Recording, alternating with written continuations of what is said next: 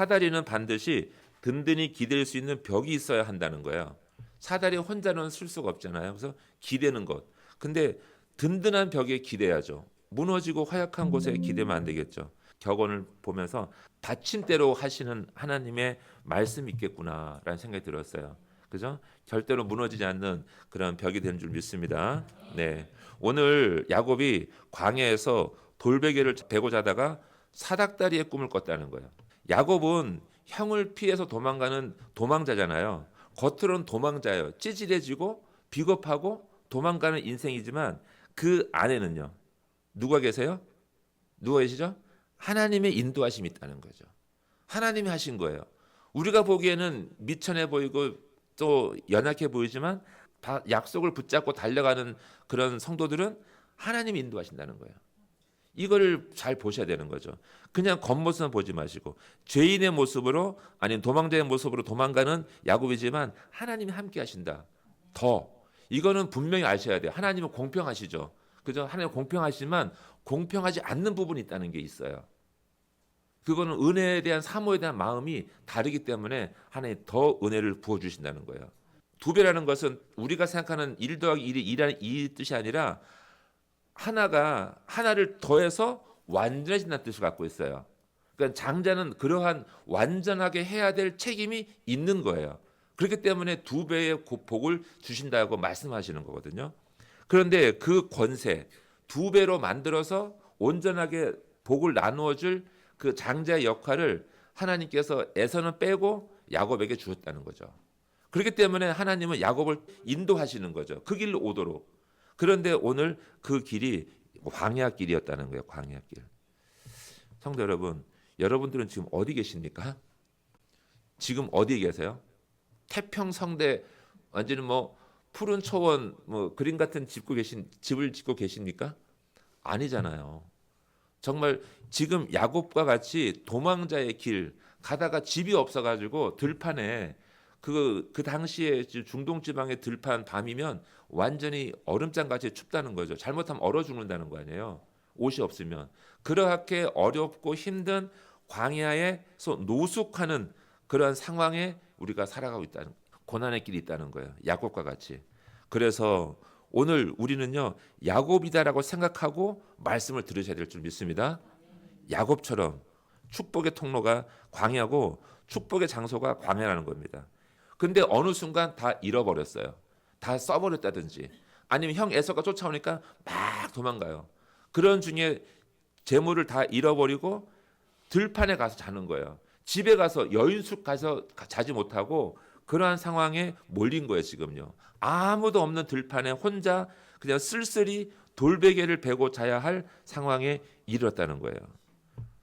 그곳을 하나님이 일부러 코너로 몰아오신 거예요. 지금요. 야곱이 하나님을 만나게 하기 위하여. 성도 여러분, 우리는요 광야에 서 있어야 돼요. 예수님도 그러셨고 또 세례 요한도 광야에 있었어요. 우리 주님이 어떻게 하셨어요? 광야에서 40일 동안 금식하면서 마귀의 시험을 받으셨다는 거죠. 우리의 고난을 다 체험하신 거예요. 그런데 이곳에서 특별히 야곱은 어떤 꿈을 꿔요? 사닥다리의 꿈을 꿨다는 거예요. 여러분들 인생 가운데 가장 기억에 남는 장소가 어디입니까? 지금까지 살아오시면서 가장 기억에 남는 하나만 꼽으라면 기도하던 자리, 어디에서 언제 구체적으로 한번 기억나세요? 어느 장소 가장 기억에 내 인생 가운데 가장 중요한 어떤 모멘텀이 있잖아요. 그걸 한번 생각해 보세요. 지금 야곱은 인생 가운데 가장 중요한 이 순간이 이 광야에서 하나님 만난 것, 사닥다리에 하나님 만난 것, 그 장소에 있다는 거예요. 길게 써놓는 거예요. 왜 중요한가? 하나님 만난 장소이기 때문에 그렇다는 거예요. 할렐루야. 오늘 꼭 만나시길 축복합니다. 왜 제가 이렇게 강조하냐 하면 11절 말씀 보세요. 한 곳에 이르러서는 어디예요? 지금 야곱이 돌베개를 베고 곳. 한 곳에 이르러 해가 졌어요. 거기에 유숙하려고 그곳에 한 돌을 거기 누워 자더니. 자, 히브리 말로 이 단어들이 있어요. 단어가 한 곳에 빰마콤이라고 하고 거기서 샴이라고 하고 그리고 그곳에라고 할 때는 한마콤 그리고 거기라고 네 번째 말은 빰마컴 하후라고 히브리 성경에 그렇게 적혀 있어요. 그곳이라고. 하나님이 얼마나 중요하면 네 번이나 반복해서 그곳에서 야곱이 잤다라고 하는 거예요. 성경은요, 히브리 성경 아주 압축되어 있어요. 단어 하나가 열 몇 가지의 설명이 필요할 정도로 압축돼서 써 있어요. 그죠? 한 인생의 삶도 한 줄로 딱 정리해 버리시는데 하나님은 야곱이 들판에서 잠자고 있는 상황을 네 번이나 반복해서 거기라 그래요. 거기. 그러니 이 문장을 우리는 기억해야 돼요. 하나님은 가장 소중한 자의 그 장소, 은혜 받은 장소를 하나님이 기억하신다잖아요. 어떻게? 네 번이나 반복하면서.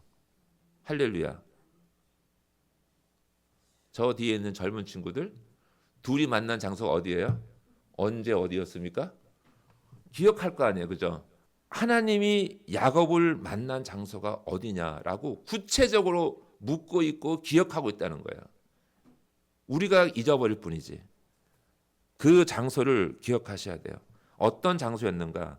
하나님이 복을 주신다고, 하나님 내가 너와 함께 하겠다고, 내가 널 지킨다고 말씀하신 곳, 그리고 야곱이 감사해서 돌베개를 세운 곳, 그 장소가 바로 여기라는 거예요.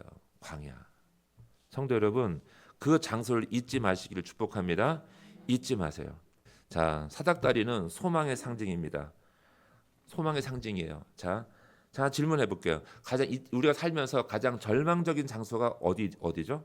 절망적인 장소의 대표적인 곳 어디에 가장 절망적일까요? 저는 생각했어요. 죄인들이 갇혀 있는 감옥이겠구나. 감옥. 저는 그 옛날 그림을 그리고 있어요. 구치소, 교도소 하는 그런 장소가 절망적인데 왜 그러냐면 도망갈 수가 없잖아요. 그리고 그 그림, 상징적인 그림이 어때요? 바깥에 뺑 둘러서 담벼락을 쌓았는데 높이 쌓죠. 못 넘어가게끔. 근데 만약에 사닥다리가 있다면 넘어가려고 하겠죠. 그럼 그들이 원하는 건 뭐예요? 담을 넘는 사다리가 필요하다는 거잖아요. 그래서 저는 이게 소망이겠구나. 우리 인생이 죄인의 인생이잖아요. 갇혀 있어요. 그죠? 어둠 권세에. 그래서 이 장소를 탈출하려면 사다리가 필요한 거예요. 그래서 하나님이 야곱의 꿈에 사다리를 내려 보내셨겠구나라고 생각되어지는 거죠. 오늘 사다리가 필요하신 분 꼭 하나씩 챙겨가시길 축복합니다. 자, 우리는 이제 잘 생각하셔야 돼요. 사다리를 우리가 만드는 게 아니에요. 그죠? 하늘에서부터 사다리가 내려왔다는 거예요. 거꾸로 바벨탑은 어떻게 했어요? 인간이 지어 올라갔잖아요. 인간이 사람의 힘으로 지어 올라가려고 하는데 결국은 무너져요. 그거는요. 우리가 만든 사다리는 무너지지만 하나님 만들어준 사다리는 무너지지 않는 거예요. 할렐루야. 그걸 기억하셔야 돼요. 사다리는 누굴 상징하고 계십니까? 이 사다리는 바로 우리 주님과 우리 하나님과 우리 죄인들 이어주는 중보자 예수 그리스도를 상징한다는 거예요. 아주 심플하게. 자, 이 요한복음 1장 51절 말씀 한번 보세요. 자, 함께 했습니다. 시작.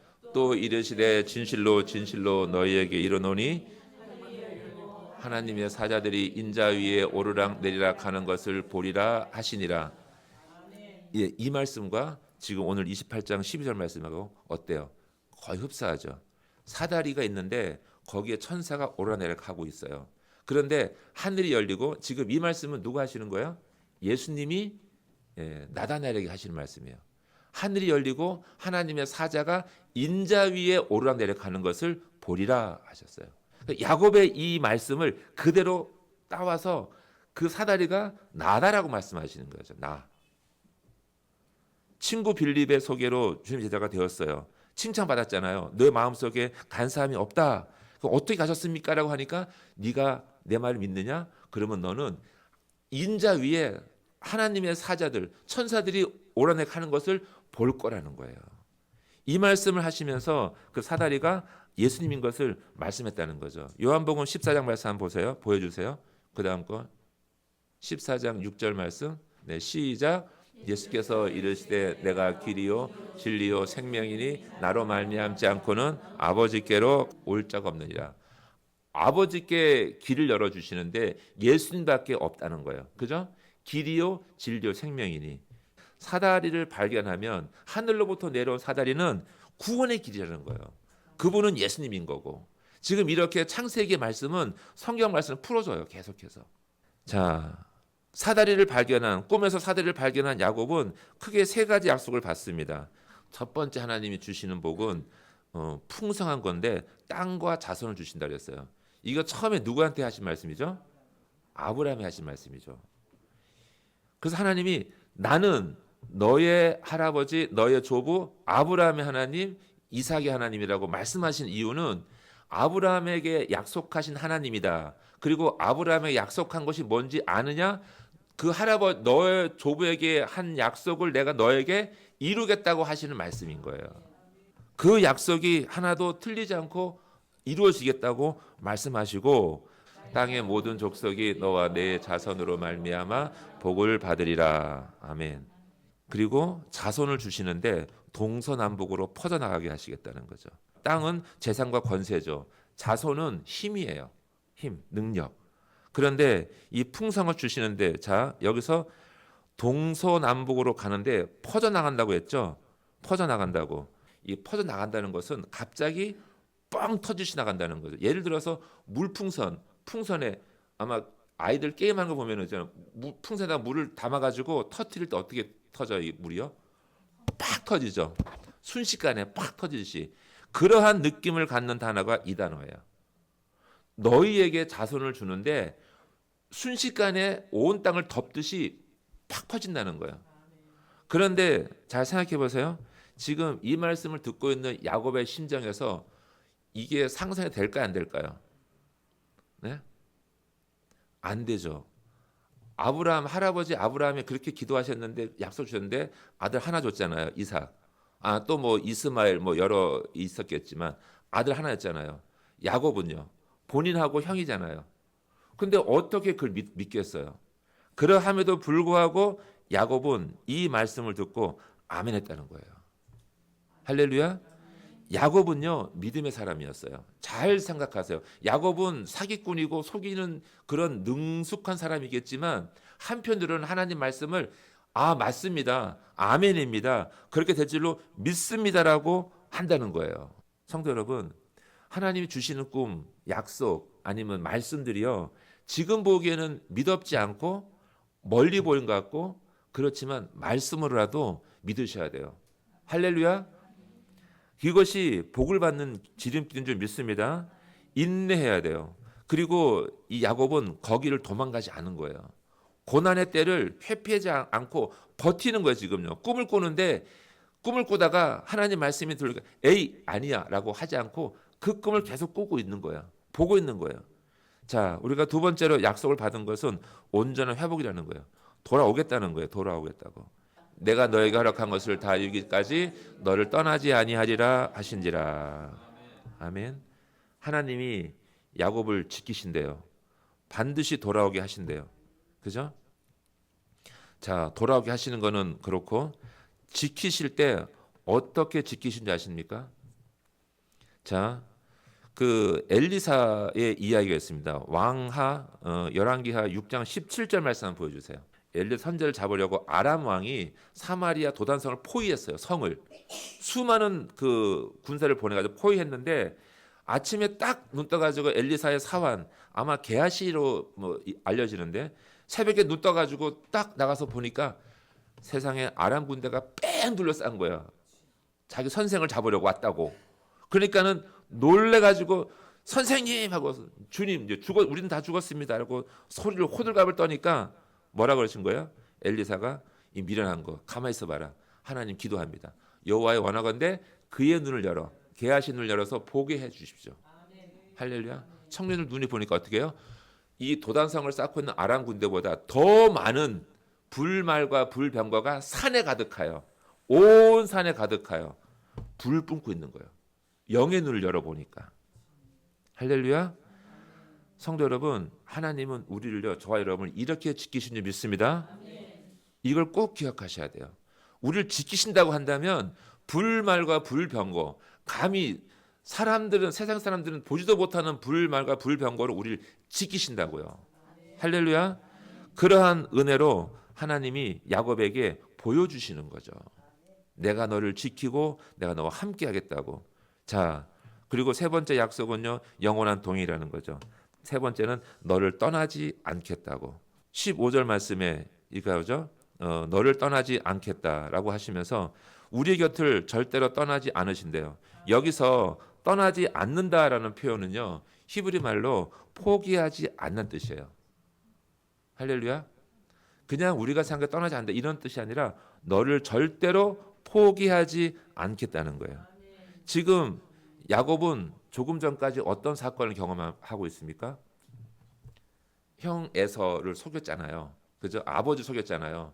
장래 축복을 받아서 축복을 받아 훔쳤어요.